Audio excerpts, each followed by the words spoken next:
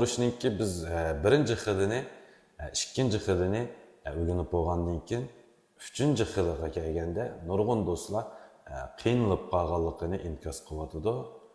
Masalan, bizning shu to'rdagi darslarimizda uchinchi xil urushga kelgan o'quvchilarning savollari mishada chiqadi. Masalan, ma'lum bu urushni yanım asti ko'rsatib qo'ysangiz yoki bo'lmasa ma'lum qo'l og'rib ketadiki yoki bo'lmasa ba'zilar ma'lum bizning qo'limiz ichib suqa kirib ketdi deb.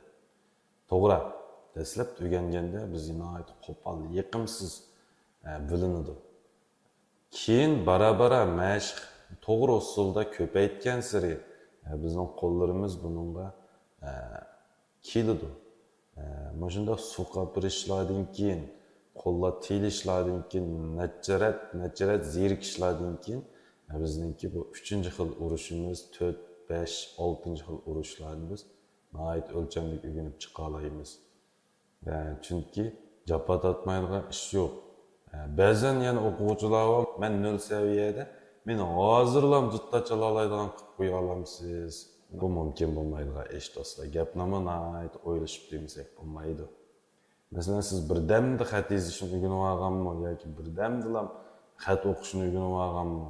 Yoki siz o'zingizning qilayotgan, pul tepayotgan hunaringizni, kasbingizni birdamda o'rganib olganmi? Jamiyatdagi biz qilayotgan hunar kasblarga qaraganda texnik zilliqni talab qiladigan bir kasb. Muzika chunki bu. Biz boshida deb o'tdik, dastlabida qo'pol, nihoyatda yiqimsiz tuyg'u beradi bu. Bizning rishtamiz shunga bilan bog'lanib qancha cho'nqir yiltiz tortgan sari bu bizga nihoyatda yiqishliq, bizga shu chog'da bu ish bag'rini to'kib beradi. Demak, mashqni to'g'ri usulda qilishni bilishimiz kerak.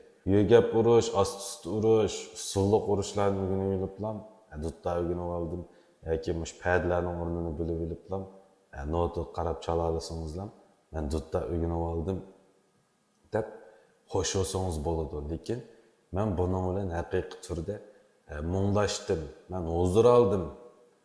Men o'zim huzurlanish bilan birga atrofimdagilarni huzurlandim deb unda huzurlana olsangiz sizga bir saviya qaytilgan bo'ladi. Siz kasbiy holatga o'tgan bo'lasiz. Muzikada biz o'rgangan sari bizning bilmaganligimiz jiqiydigan bir kasb. Shuning uchun biz mashqni to'g'ri usulda boshlashimiz kerak. Shu 3-xil urushga keldik bugun. 3-xil urushimizniki to'g'ri usulini ko'rib o'tamiz. Ya'ni bu urushda biz 7 sanoq sanaymiz. Yi, ar, sen, yi, ar, sensi. Qaranglar. Yi, ar, sen, yi, ar, sensi. Hamda buni chavash deb baqayli avvalo. Yi, ar, sen, yi, ar, sensi. Mana ansanglar. Ta, ta, ta, ta, ta, ta, ta. Hamda buningga udarni to'g'ri chep baqayli, urush hozirgi sanoqni udarga tushirib sanab baqayli. Yi, ar, sen, yi, ar, sensi. Yi, ar, sen, yi, ar, sensi. Yi, ar, sen, yi, ar, sensi. Chavakni oldinglar. Nayt tekshi 4ni uryapman. Yi, ar, sen, yi, ar, sensi. Yi, ar, sen, yi, ar, sensi. Demek bu yerda biz udarni tushunishimiz kerak. Udarni biz hozir chavak ifodalab tursak, mana shu chavakimizningki yepilg'ini yerim, ichilg'ini yerim. Yepilib ichilishi bir udar bo'ladi. Demak, biz mana shunda bir udardan tek holatda 4ni uramiz. Yi, a, sen, s. Tek holatda og'zimizni tang sanaymiz. Yi, a, sen, s. Tushundinglarmi? Endi buningga duttadagi urush usulini kirgizib boqamiz. Yi, ar, sen, yi, ar, sen, s. Demek bu yerda faqat yi degan sanoqda to'liq sanaladi. Yi, ar, sen. Ar, sen degan ikki sanoq ikkiga parchalanib ketdi. Yi, ar, sen. Demek ikkinchi udarimiz bizning yi, ar. Peki ar degan udarda ar, sen. Bizning dutta urushimizda ar, sen deb ikkiga parchalanib ketdi. Endi yi, ar, sen, s. Keynedeki bizning 4 sanoqimiz 2 udar bo'ldi buni. Yi, ar, sen, s. Demek Keynideki yi arsansının her birisi yerim udar boğadıdır. Biz bayan dedik ki yiyip elişi yerim, içilişi yerim. Demek yipilip içilişi bir udar. Yi, beşideki yi tutun bir udar oldu. Arsan. Keynideki arsan, işki sanak özü bir udar. Yani ar yerim, sen yerim. Yi, arsan. Hem de keynideki yi arsansı degende yi arsansı. İşki udarda töt avaz. İşki udarda töt sanak sanavatımız. Yi arsansı. Hem de muşu boyunca ağzımızı deyiş bilen birge kolumuz çavak vuruşunu meşik kılaydı. Yi arsan, yi arsansı. Yi arsan, yi arsansı. Hem de bunu duttadı kanda urumuz diyende çık. Demek bizniki aşı udar kallamızda tek şiminiş gerek. Yi arsan, yi arsansı. Yi arsansı. Bu udar boyutu sanılışı yi arsansı. Karanlar şunu uçurup çalaydı. Yi arsansı. Yi arsansı. Yi arsansı. Yi arsansı. Hem de bunu biz şu uruşninki sana koyunca yi arsansı boyunca sana önemli. Yi arsansı. Halımızda bayan ki yi arsansı. Toplamayı minup duruş gerek. Yi arsansı. Yi arsansı.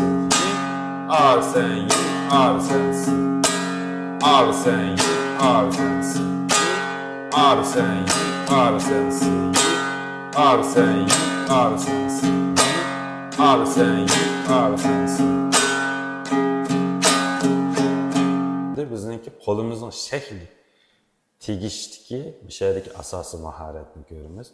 Yani bir yerde kolumuz beğiştin bu duttağa hem jukurdan tövenge sokuladı.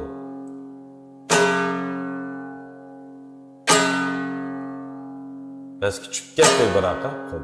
Çüp ketkendan keyin hem de arsan üstüge baş parmağını biri, bigiz parmağını biri çıkarırız.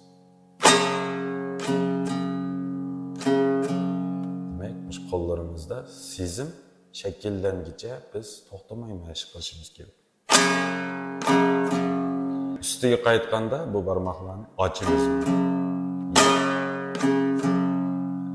Demek bu ikki parmaqni ochimiz, ayırım targa tekkizimiz. Hem de keynideki yi arsansı.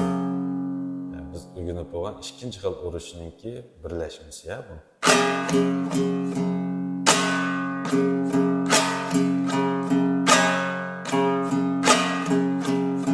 Şimdi misaldeki yi arsansı nima aytdi?